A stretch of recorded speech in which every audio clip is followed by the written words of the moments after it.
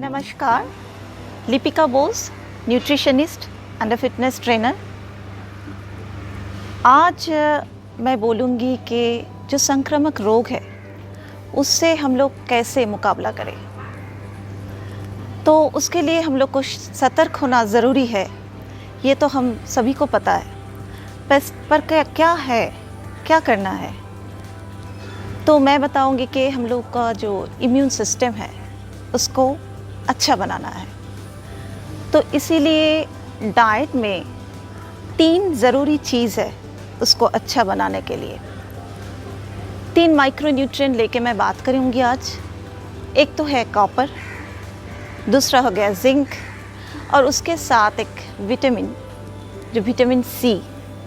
ये हम लोग का डाइट में सही मात्रा में लेना पड़ेगा। तो ये हम लोगों को अंदर से मजबूत बनाएगा और इम्यून सिस्टम को स्ट्रॉन्ग रखेंगे। तो सोर्सेस मैं बताती हूँ आपको। जैसे जिंक और कॉपर दोनों ही ओटमील और किनवा ऐसे आप ले सकते हैं। और विटामिन सी का जो मात्रा होता है पूरे दिन में, तो एक नींबू अगर आप लेते हैं तो आपका लगभग वो मात्रा आप रीच कर पाओगे। और नहीं तो अमरूद ले सकते हैं आप, वो भी विटामिन से भरी है, विटामिन सी से। तो आज मैं खाली जिंक, कॉपर और विटामिन सी लेके ही आपको बोल रही हूँ। और मेरे पास एक ऐसे रेसिपी है जो आपके साथ मैं शेयर करना चाहती हूँ। तो वो है अंकुरित दालें या चना। वो अगर आप डाइट में ले पा रहे हो तो उसमें आपका vitamin C, zinc and copper, ये तीनों माइक्रोन्यूट्रिएंट आ रहे हैं। तो मैं आपको दिखाती हूँ कि कैसे आपको किस फॉर्म में आपको ये लेना चाहिए। तो यहाँ पे हमने लिए हैं अंकुरित काले चने और अंकुरित हरे मूंग। आप कोई भी लेंटिल स्प्राउट ले सकते हैं। और इसके साथ आधा नींबू का रस और थोड़ा सा नमक। तो आपका जो माइक्रोन्यूट्रिएंट का मात्रा है वो ठीक से आएगा आपका डाइट में, और आप अंदर से मजबूत बनेंगे मुकाबला करने के लिए किसी भी संक्रामक रोग से। तो ये आप लीजिए। और ये 2 कप में आ जाता है, 2 स्मॉल कप में आ जाता है 200 ग्राम। और 200 ग्राम में इसका कैलोरी भी ज़्यादा नहीं है, 200 सवा 200 है। और अच्छे से इसका प्रोटीन, इसमें जो प्रोटीन है वो भी 11 तरह के प्रोटीन इसमें है। तो ये रेसिपी आप ज़रूर ट्राई कीजिए, अंदर से मजबूत कीजिए खुद को मुकाबला करने के लिए संक्रामक रोग से। और दूसरा मैं बताऊंगी एक ब्रीदिंग टेक्निक है। तीसरा है एक प्राणायाम, वो भी ज़रूर अभ्यास कीजिएगा, क्योंकि अभी लंग्स का कैपेबिलिटी बढ़ाना होगा। तो लंग्स का कैपेबिलिटी बढ़ाने के लिए एक ब्रीदिंग टेक्निक और एक प्राणायाम हम लोग अभ्यास करेंगे अभी।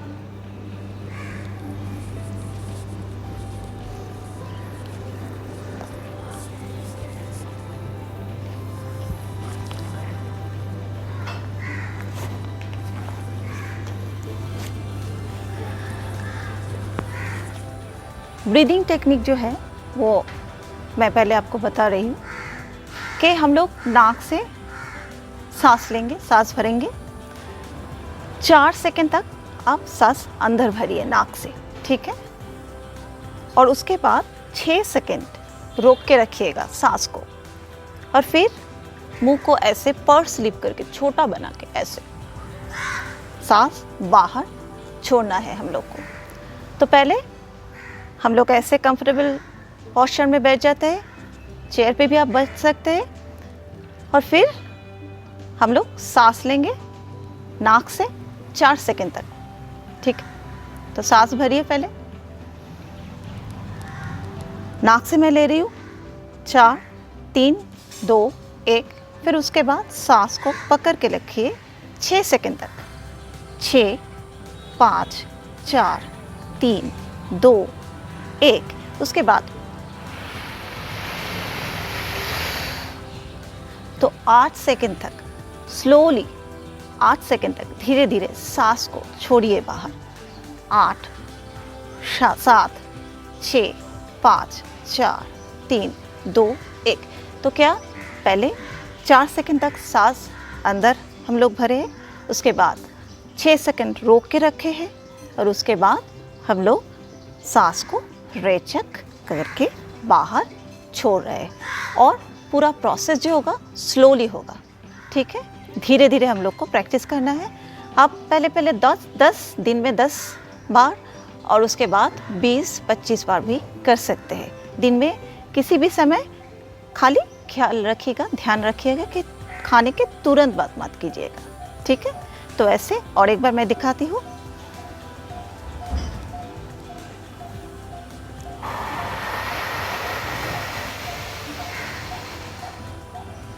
और एक बार,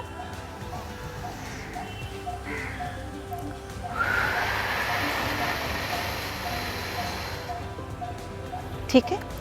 ये हो गया ब्रीदिंग टेक्निक जो लंग्स का जो कैपेसिटी है उसको बढ़ाएगा, ठीक है, लंग्स को दमदार करेगा। दूसरा है प्राणायाम, भस्त्रिका प्राणायाम के बारे में बात कर रही हूँ मैं। तो भस्त्रिका प्राणायाम हम लोग अगर करते हैं, भस्त्रिका का बहुत सारे गुण हैं। तो उसमें से एक मैं बोल रही हूँ कि ये भी लंग्स का जो कैपेसिटी है उसको बढ़ाते हैं। जितना आप प्रैक्टिस करते जाओगे उतना आपका लंग्स का कैपेसिटी बढ़ते जाएगा, ठीक है। तो भस्त्रिका में क्या होता है, ऐसे ही मैं बैठ रही हूँ, आप भी ऐसे ही बैठ सकते हैं। पैर को नहीं तो पद्मासन में भी बैठ सकते हैं, जैसे आपको कंफर्टेबल लगे। खाली आपको सीधा गर्दन सीधा रखना है, ठीक है, स्पाइन को सीधा रखना है, फेस भी आपको सीधा रखना है। और एक हाथ आप ऐसे पेट के ऊपर रखिए। तो आप जब इनहेल करते हैं, ठीक है, ये ब्रीदिंग थोड़ा सा, ये प्राणायाम थोड़ा सा forceful inhalation and forceful exhalation होगा, ठीक है। सांस जब भरेंगे तब भी थोड़ा जोर लगेगा, और सांस जब छोड़ेंगे तब भी थोड़ा फोर्सफुल होगा, थोड़ा जोर लगेगा, ठीक है। और दोनों ही नाक से करेंगे हम लोग। हाँ, यहाँ पे मुंह का कोई इस्तेमाल नहीं होगा, और सांस पकड़ने की भी बीच में ज़रूरत नहीं होता है, ठीक है। तो थोड़ा सा फोर्सफुल होता है। और तीनों पेस में आप ये कर सकते हैं, एक स्लो वाला, एक उससे ज़्यादा, और थोड़ा सा फास्ट। तो तीनों पेस में ही आप कर सकते हैं। तो ये क्या होता है, पहले आप हाथ ऐसे रख रहे हैं और इनहेल कर रहे हैं नाक से, ठीक है, थोड़ा सा फोर्सफुली।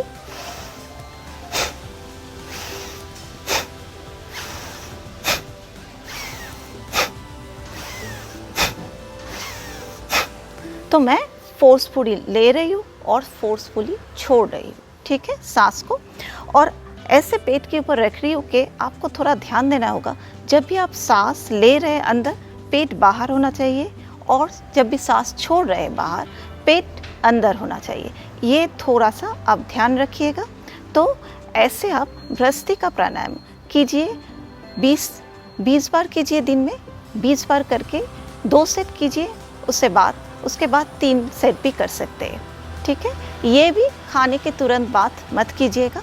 तो ये आपका लंग्स का कैपेसिटी जो है उसको बढ़ाएगा, ठीक है। तो आज इतना ही। आप खुद का ध्यान रखिए, और आप सभी लोग ये संक्रामक रोग से मुकाबला करने के लिए तैयारी ज़रूर कीजिएगा। नमस्कार।